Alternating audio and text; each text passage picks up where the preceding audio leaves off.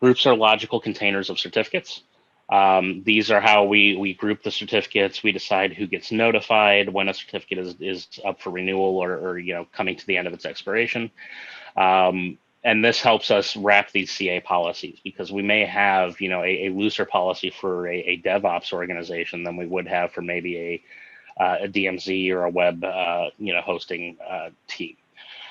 These can be broken up by teams, platforms, certificate types, CAs, whatever you choose. Once again, very configurable, but this will create logical groupings of certificates for us to go ahead and apply CA policies to and notifications. And once we have those groups, we can start to build these CA policies. Within the CA policies themselves, we can assign certificate authorities. We can go ahead and decide specific, profile types or account types that we want to use for, anybody within this group. Decide what the defaults should be for the, security footprint of the certificate, what our defaults should be for the metadata that are put within here, and then we can tag those to these groups. That also plays into when we start talking about end user enablement. We no longer need to require every user to know exactly what security threat footprint they should be using, exactly what metadata should be within the certificate.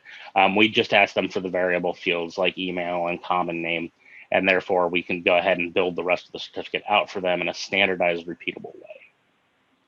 So then the next thing I'll talk about is when we do start actually looking at end user enablement. We are capable of integrating, as I mentioned earlier, with your ITSMs, most of the major ones that are out there, and several others we don't have native integrations for, but we have experience integrating through API.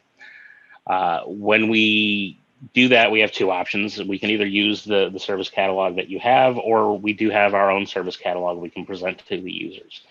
And within this service catalog, we can come through here and we can get, some of the standard functionalities that we would look to use in the tool, like, generating a certificate. And the users can come and click on this and get a very simple, capability for creating their certificate without having to go into a whole lot of extra data. So in this case, this is based around a Microsoft Certificate Authority. We can go through here, we can plug in the blanks, decide which group we're assigning to, which can also be assigned based on their role-based access off of their user. So that will auto-populate in the case of a user that's not an administrator. And then go ahead and choose the rest of the basics here, and then click submit. But they don't have to go through and put in all their information as for the the security threat footprint and put in the metadata of the certificate. That's already been established for them in the policy. They just go through here and plug in their blanks, click submit, and it's going to go ahead and generate a request. In this case, this is a ServiceNow integrated ticket.